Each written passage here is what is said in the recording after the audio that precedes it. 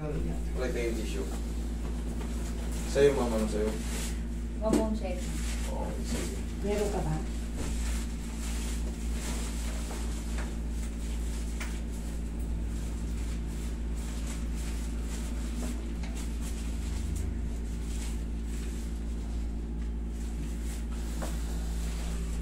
Oo, sagad na.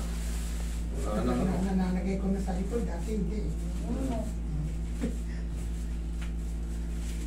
Ang exercise niya, mga gano'n lang. Ganun lang. Siyempre, bubong sarado kayo sa ano eh. May nagpaano rin sa'yo rito si Cesar Perez. Okay, katrabaho niyo. Yung katrabaho ko. Pero saan po ba kayo? Kayo? Sa California. Ah, kaya pala. Kasi Siya ang nag-prepare sa akin. Igano rin siya. Oo, maraming OFW yung pupunta rito, mga kung saan bansa. Ang hindi na lang napupunta rito, bansa, mga Tagano. Uy, saan? May pumunta ng negro rito, may taga-Africa rin. Hmm. Thailand. Thailand na lang siguro, tsaka ano. Dami. Pero may mga pupunta rito, may mga pupunta na Germany, US. Dami nagutok yan. Kami din sa Saudi, Pakistan, meron eh. Indian, Chinese, Singaporean. May mga video na tayo niya mga yun. Natupad na yung pangarap mo. Oo, natupad na. Ay, isa pa. Papapatok ko lang. Oo, grabe. Dapa.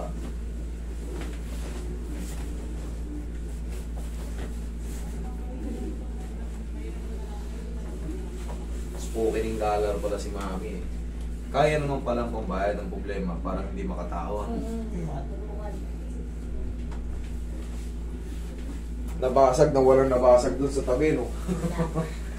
Nasaan yung pinagbasagan? Hanapin nyo nga naman kasi bubog yun eh. Dapat may nalaglag man lang dun sa tabi. Dinampot daw nung dalawang yung pamangkin ko tsaka yung driver, dinampot daw. Wala naman, di kami nagdadampot, sabi niya.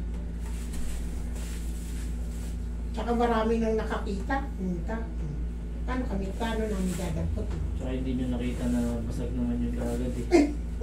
Ba't nila? Kasi hindi Nakatakip naman kasi, hindi nakatakip. eh. Oo. Ang bilis naman nila. Damputin ka sa set. Tsaka unang titignan doon, kung saan mo nasagi eh. Pero ang napansin ko rin yung gulong eh, umiwas. Oo, umano lang konti. Okay. Yung gulong napansin ko eh. Kailan ang balik nyo ng California? Sa June 16. Malapit-lapit na. Bintad ka, meron ka na. Pag puro padala, Oo, ibang gumagasta. Tapos, pagbalik mo, wala. wala kang Ay, yung mga OFW, iba kawawa. kawawa talaga. Dali yung napag-sutur ko yung nag-Japan. Oo. Siya lahat nagpondo, nagpaayos ng bahay, bumili ng gato, bumili ng ganyan. Nung Pagdating na. minsan nag-away sila ng ano, wala na. Kasi hindi lang gusto na nung nanay yung ano, lalaki. Siyempre yung mga babae may karapatan magmamahal. Lalo kung patay na yung asawa before. Wala na. May karapatan tayo lahat dumigaya. Eh ayaw nung nanay na ano, mag-asawa ulit yung ano.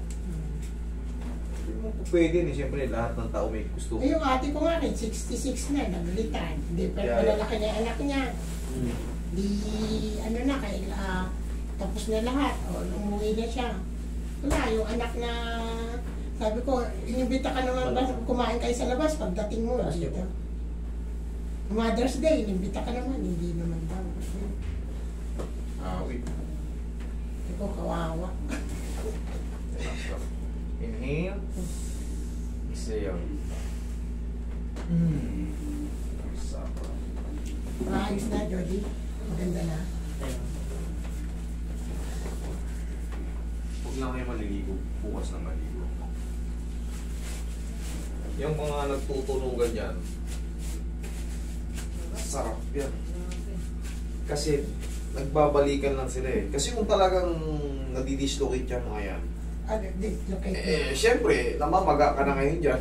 Eh pag walang masakit, ibig sabihin, sumakto lang siya. Okay, upo kayo.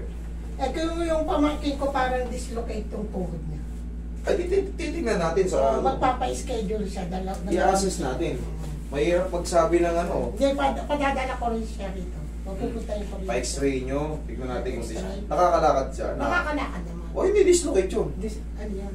Parang nakaganon. Baka may injury lang siya. Nag-volleyball daw, tapos na ano, Ano yun, lalaki, babae? joke lang. Tingnan natin. Okay lang naman yun, kahit walang gender ano ito. Hindi, ano siya, nag-volleyball daw siya, tapos napatuod daw. Tignan natin. Pero nakakalakad naman siya ng maganda, pakimbot-kimbot pa nga. Ay, wala yun. Baka may ganun lang talaga ito niya nung bata siya. Kasi pagka may dislocation yun, hindi siya makakalakad. Tapos yung kanya daw, hindi daw siya makalimon na ganyan. Yan, ayusin natin yan. Sa tuhod kasi, tingnan ko muna. Pa-schedule muna siya. Oo. Dalawa Madali siya. lang. Madali lang. Siya na lang yung magsasama. Mag-ano na lang sila. Commute na lang sila. Baka meron na siya. Nagka-phobia na si Madam. Baka mamaya eh. Likod naman. Mas mahal yung sa likod. Yung headlight ng likod. Ay, ano? Backlight. Pero kasi ba? Alam mo yung backlight nung sa Mazda ko? 24,000 isa. Kasi naman, Kinandas ko na. ang baba naman nung babangga sa kanya, ganun kababa eh. Ang taas naman ng headlight niya eh. Kaya ano, baka hindi nyo Wala kang gas-gas yung ganun, yung pinaka-ganun, wala kang gas-gas. Okay ma'am, yan ang reset. Ay, salamat. Yes, sarap. Pag pa-schedule